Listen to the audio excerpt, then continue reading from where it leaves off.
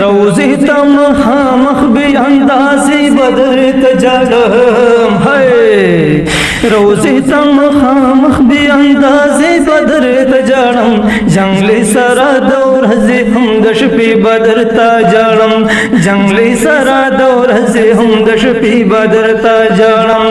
ما باندې بدل ماشوم ولینه سه الهام هون کې دو مطلب د ذهن ته زړه مې شاعري راتله خو زما اوس خاص شوق نو نه به اسې ترانې مې اورېدې نعتونه خو شوق مې ورسره نه و غوړولی مې څادر دی راشوینه غوړولی مې څادر دی راشوینه ژوند زما ټول در په در دی راشوینه د فاتح ملنګ زړګی در پسې مات دی د فاتح ملنګ زړګی در پسې مات دی ټول پر هر دی راشوینه بسم الله الرحمن الرحیم شروع د رب کائنات په نوم باندې چې بهونکی مهربانه دی او شروع د هغې ذات په نوم باندې چې زموږ روحونه د چا په قبضه کې دي او شروع د هغې ذات په نوم باندې چې ما له دومره توفیق راکړو چې ستاسو مخې ته مې خوله پرانسته ډېرو ګرانو قدرمندو کتونکو اورېدونکو ستاسو ورور ستاسو ملګری محمد الیاس عجیز یم په دغه تمه دغه هیله روغ جوړ به یې خوشحاله به یې د ژوند نه به خوندونه او مزې اخلئ قدرمندو په څنګ کې راسره یو داسې شخصیت ناست دی چې الله تبارک وتعالی وله ډېر زیات خسته आवाज هم ورکړی دی او د आवाज سره سره ول الله یو دا صلاحیت هم ورکړی دی چې شاعري کوي او د شاعرۍ د لارې خلکو زړونه ځان ته ارامایله کوي جناب تاسو یې به پیژنئ هم فاتح ملنګ صاحب را سره په څنګ کې ناست دی د دوی سره به نن خبرې اترې کوو ګپ شپ به ورسره لګو او کلامونه به ترې اورو تاسو هېڅ چېرته مه ځئ موږ سره اوسئ د ټولو نه وړاندې جناب فاتح ملنګ صاحب ته په نننۍ خپرونه او نننۍ پروګرام کې هرکلی په هرالۍ ستړي مه شي او ښه راغلاست السلام علیکم ورحمة الله وبرکاته. وعلیکم السلام ورحمة الله وبرکاته. ستاسو د دې پروګرام را جوړولو ډېره مننه ډېره مهرباني الله مې عزت وکړه ډېره مننه ستاسو هم کوو چې موږ له ټایم راکړلو فاتح ملنګ صاحب دا راته ووایي چې زموږ یو شمېر خلک دا وخت چې کوم دی اواز اوري خپله پېژنګلو را سره لګو کوي تاسو خو زیاتره خلک په فاتح ملنګ باندې پېژني خو ستاسو اصل نوم څه دی او یې د کوم ځای لږه شان پېژنګلو چې کوم دی زموږ د اورېدونکو سره وکړئ بسم الله الرحمن الرحیم زما خپل نوم محمد فضل مالک دی او فاتح ملنګ باندې مشهور یم دغه راته ملګري وایي او د هریچن علاقې سره تعلق دی دغلته خټ کلي په نوم باندې زموږ کلی یادېږي صحیح دا راته وایي چې نن سبا څه مصروفیات دي تعلیم هم کړی دی که نه مو دی کړی علم کوئ نن سبا چې کوم دی نو څه کوئ څه مصروفیات دي تعلیم هم کړی دی پنځمه پورې مې د کلي سکول کې ویلی پرایمري سکول کې او لسم مې د هریچن های سکول نه کړی او کالج ته مې تللی یم خو بیا مې خوا شوق نه و بیا مې د دین طرف ته شوق علم ته نو اوس الحمدلله وړه دوره یعنی موقوف علیه ومه درجه چې ورته هلک وي هغې کې اوس طالب علم سبق ویم انشاءالله یو کال بعد به مې قرارات وي د خیر سره صحیح دا راته ووایي چې د شاعرۍ میدان ته څنګه رالی د نعتخوانۍ میدان ته څنګه رالی د چا نه متاثره شوئ او که نه داسې څنګه دې میدان ته رالی دا خو داسې قصه وه چې په ما باندې به د ماشوموالي نه څه الهام هم نه کېدو مطلب د ذهن ته زړه مې شاعري راتله خو زما اوس خاص شوق نه و نه به هسې ترانې مې اورېدې نعتونه خو شوق مې ورسره نه و نو بیا داسې وشو چې یوه ورځ زما ملګری دی هغه ما ته ویل چې دواړه سټوډیو ته ځو نو هغه سره سټوډیو ته لاړم بیا ما سره صرف تیار یو کلام را سره و هغه مې جوړ کړی و چې مې ریکارډ کړو هغه بیا میډیا ته راغلی د هغې نه بعد زه حال کې وپېژندم بیا ملګرو بس نظمونو دپاره میسیجونه شروع کړل اوس هم بس خلک میسیجونه کوي نو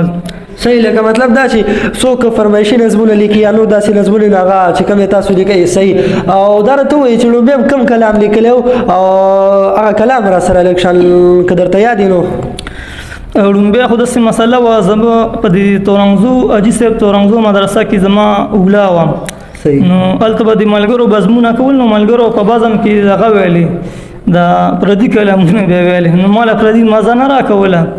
بس ما ویل چې ما له خپله شاعري راځي نو څنګه پردی نظم ووایم نو ما خپل نظم جوړ کړم په بزم کې مې ووایي هغه چې مې ووایه نو بیا تا داسې و چې ګرانه طالب جانه د موبایل نه په ډاډه شم دغه شانتې اوس راته ټول یاد نه دی نو هغه ملګرو خوښ هم کړو بیا د هغې په وجه ما له استاد زمونږ عبیدالله نوم یې د هغه ما له انعام راکړی و د یو غټ جرسي و هغه یې راکړی و څه لږې پیسې راکړی وې او بل یو استاد هم به راته شابسي و انعام راکو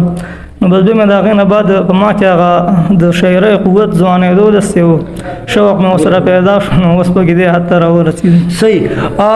دا وخت چې کوم دی یو شمېر خلک اواز اوري خپل کلام را سره یو شریک کړي هغې نه پس به انشاءالله بیا هم ګپ لګو. ملګرو دا کلام چې کوم دی دا ډېرو دا ما شعر کړی هم دی ریکارډ شوی دی په ریکارډ راغلی زما ایډۍ او پیج نشته دی خو دا هغه صورت کې ما لیکلی و چې کوم ملګرو خلکو په دې مناظرو میدان باندې اعتراضونه کول نو ما د هغې په جواب کې ولیکو عامه ترانه ده زه یو ملګري ویلی دی عادل محمودي خو زه هم درسره شریکوم انشاءالله. د میدان ته وخت په وخت شه سباران راځي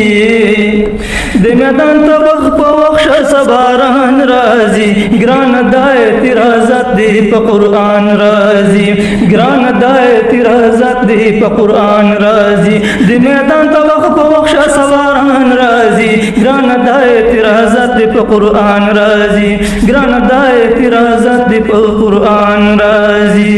انبیاء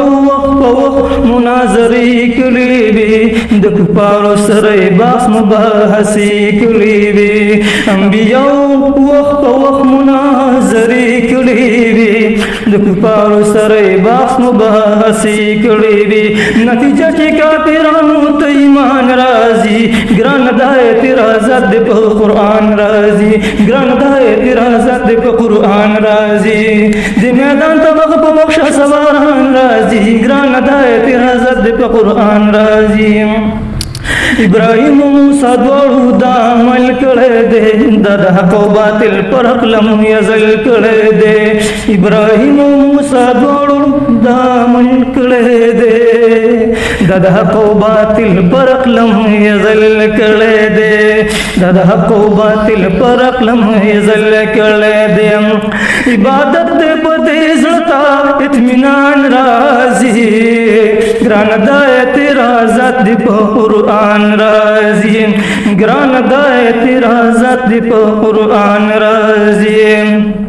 ته چې به مناظرو ته شر فساد برملا مونږ وایو ګران مفتی ته زنده‌باد برملا ته چې به مناظرو ته شر فساد برملا مونږ وایو ګران مفتی ته زنده‌باد برملا مونږ وایو ګران مفتی ته زنده‌باد برملا ستا په دې زدو عینات راله خفګان راځي ګران د اعتراضات دی په قرآن راځي ګران د اعتراضات دی په قرآن راځي مونږ ستا په شان جاهلان باطلان پیژنو چې په خېټه عاشقان دي امولیان پیژنو چې د خېټې عاشقان دي امولیان پیژنو مونږ ستا په شان باطلا جاهلان پیژنو چې په خېټه عاشقان دي امولیان پیژنو د ګیدړو ښکار د پاره ازمریان راځي ګران د اعتراضات دی په قرآن راځي ګران د اعتراضات دی په قرآن راځي د میدان ته وخت په وخت شه سواران راځي ګران د اعتراضات دی په قرآن راځي ګران د اعتراضات دی په قرآن راځي کدا نه بینو د حق باطل توپیر بسنګو په دنیا د دیوبندي مسلک تصویر بسنګو په دنیا د دیوبندي مسلک تصویر بسنګو برکت رور ډېر د هر زمان راځي ګران د اعتراضات دی په قرآن راځي ګران د اعتراضات دی په قرآن راځي د میدان ته وخت په وخت شه سواران راځي ګران د اعتراضات دی په قرآن راځي ګران د اعتراضات دی په قرآن راځي دا خدا ورته فتنو دی ضرورت لري ډېر خیر کنن راسه په دې قصه نه پرته لري ډېر دا خدا ورته فتنو دی ضرورت لري ډېر هر کنن راسه په دې قصه نه پرته لري ډېر هر کنن راسه په دې قصه نه پرته لري ډېر نو د فاتح ملنګ کلام لا هاي د فاتح ملنګ کلام لنا خوانان راځي هاي هاي ګران د اعتراضات په قرآن راځي ګران د اعتراضات په قرآن راځي د میدان ته وخت په وخت سفران راځي ګران د اعتراضات په قرآن راځي ګران د اعتراضات په قرآن راځي ماشاءالله ډیر زبردست ګرانه دا اعتراضات په قرآن راځي ډیر زیات خوند او ډیر زیات مزه وکړه ډیر زیات خسته او خوندور کلام یې را سره شریک کو ها فاتح ملنګ صاحب دا راته وایي چې تاسو به کلامونه تاسو به مختلف ناتخوانان چې وایي موږ له کلام ولیکئ نو تاسو هغوی ته چې کوم دی نو داسې فارغه خو به نه یې ناست که نه خامخا به ستاسو کارونه هغوی به تاسو نه دا مطالبه کوي چې نه موږ نه کلام ولیکئ نو دې باره کې تاسو څه وایئ اصل خبره ده چې قصه د روانه نن سبا چې ډېر زیات ملګري زما اکثر ملګري ناتخوانان او ډېر زیات میسیجونه کې کالونه کې داسې راته وایي کلامونه غواړي څوک شخصي غواړي څوک عام غواړي خو د هغوی ذهن کې به دا یا پته نه لګي چې ساره وجه ده خو مطلب دا چې هر ناتخوان غواړي چې زما شاعري ماته میلاو شي دې ریکارډ کړم هغه مخکې وچلیږي زما مینوال پیدا شي روزي ته مخامخ بې اندازې بدر ته جاړم روزي ته مخامخ بې اندازې بدر ته جاړم جنګلې سره د ورځې هم د شپې بدر ته جاړم جنګلې سره د ورځې هم د شپې بدر ته جاړم روزي ته مخامخ بې اندازې بدر ته جاړم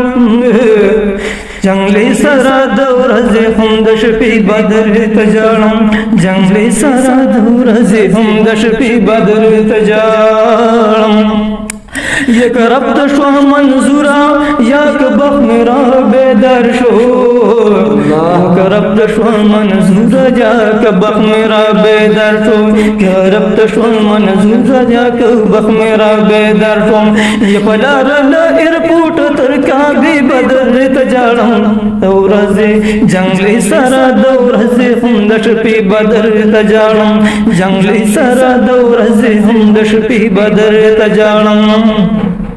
یہ ادب سرا بگورم سلگو سلگو کی تاتا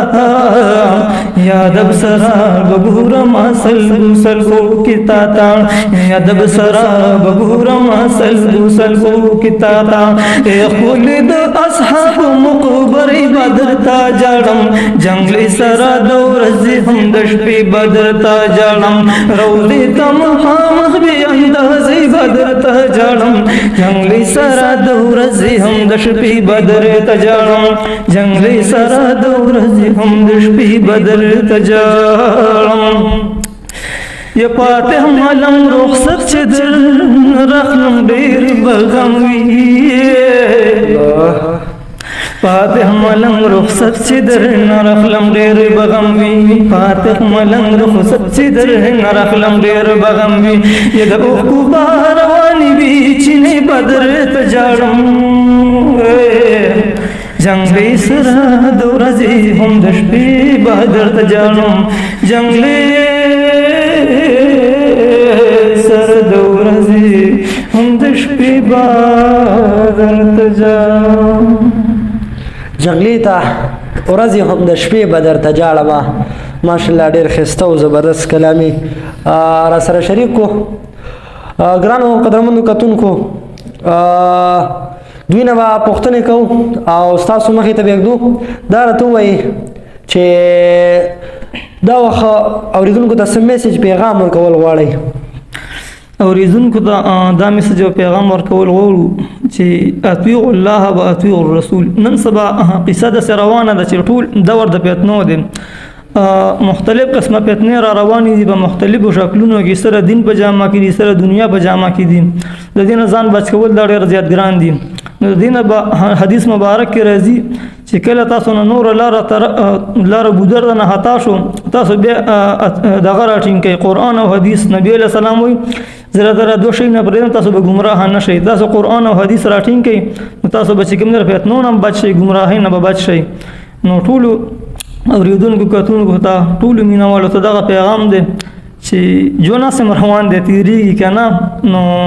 چې چې د نبی رسول الله په طریقه باندې په اسلام کې تیر شي ان شاء الله چې براتلونکي وخت کې به په قیامت کې قبر آخرت کې ځنکدن کې دغه شانده به مطلب دا چې دغه بنی حزن بنوي غم خفګان بنوي ان شاء الله چې په دنیا کې به مایا عزت او کامیابی وي آخرت کې ان شاء الله. ډیره مننه فاتح ملنګ صاحب د ټایم راکولو. یو جهان او یو نړۍ مننه.